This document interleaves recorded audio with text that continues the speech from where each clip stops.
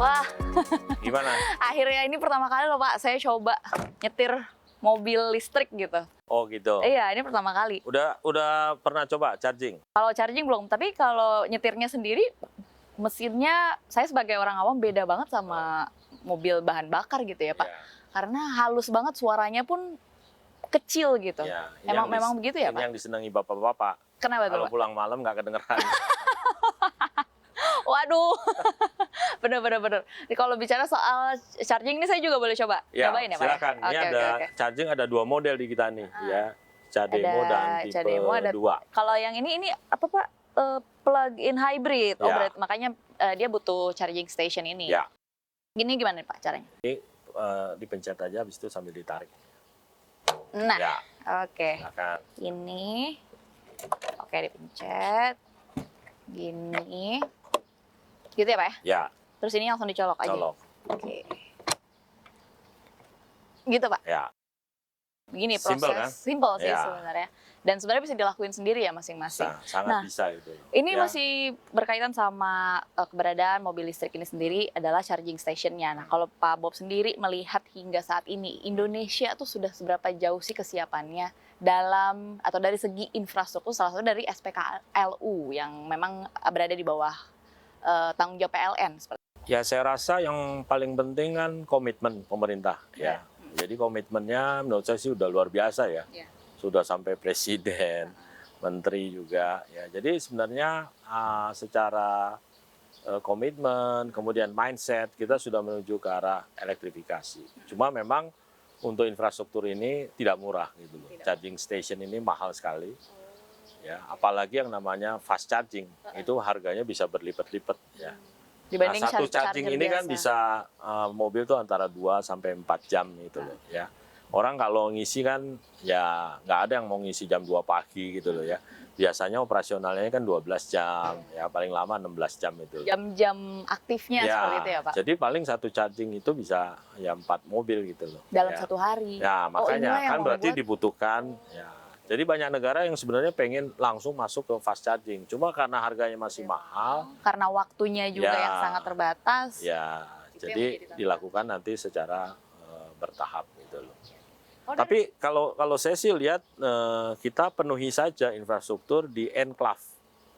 Ya, jadi nggak seluruh area kita bangun infrastruktur itu akan sangat mahal sekali. Kita tentukan saja enclave-enclave mana yang nanti bisa menjadi fokus pertama. mobil listrik. Contohnya daerah perkotaan, kemudian daerah pariwisata.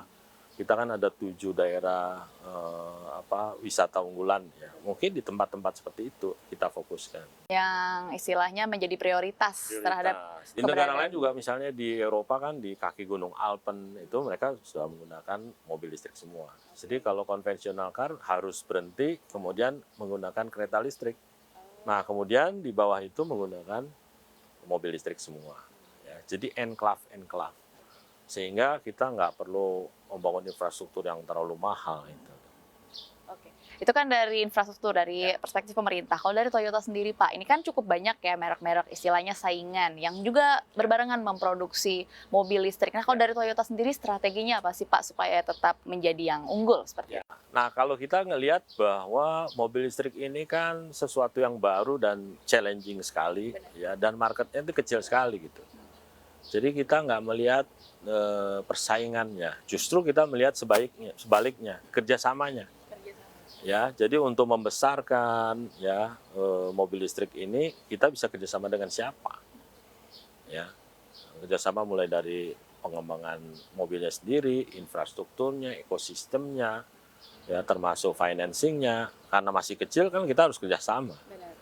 Nah, Toyota itu sudah membangun kerjasama di hampir semua belahan dunia ya. Di Amerika kerjasama dengan Mazda, kemudian di India kerjasama dengan Suzuki, ya ada kerjasama dengan Subaru di Jepang, kerjasama dengan Daihatsu di Indonesia. Jadi nanti yang jadi fokus kita adalah mengembangkan kerjasama dengan stakeholder lainnya. Ya, termasuk maker yang lain, termasuk pabrik baterai, termasuk komponen. Ya, jadi kita belum apa-apa udah mikirin kompetisi persaingan. Yang jadi utama ekosistemnya terbentuk dulu nih ya, Pak. kerjasama ya, karena Kerjasama kita dulu. ingin serve masyarakat gitu loh. Kita ingin Indonesia tuh menjadi frontliners.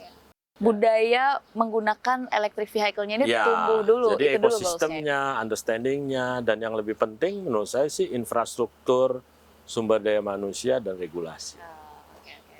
Sedikit Pak, kan kalau tadi kan goals-nya ada yang membuat salah satunya pusat studi atau pusat showcase seperti ini di bidang-bidang yang selanjutnya. Tapi goals lain apa lagi nih Pak ke depannya yang paling dekat?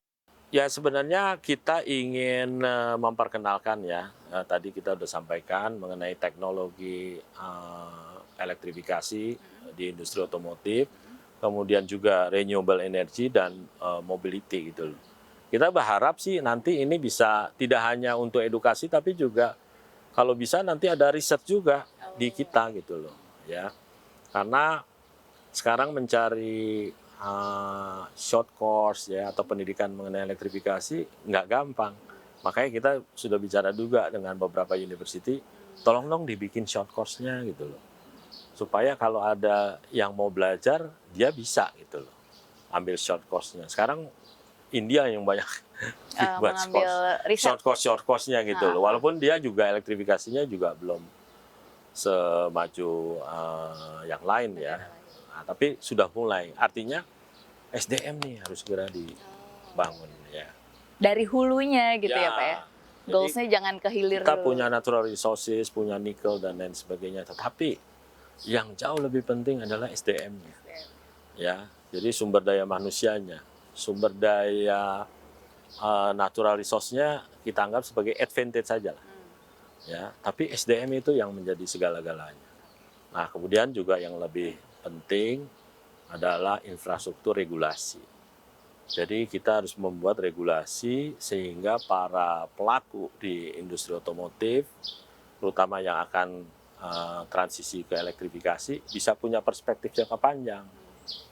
Ya, jadi regulasi yang konsisten, yang tidak berubah-berubah itu penting. Itu yang penting. Ya, kalau berubah kan susah kita melihat perspektif jangka panjangnya.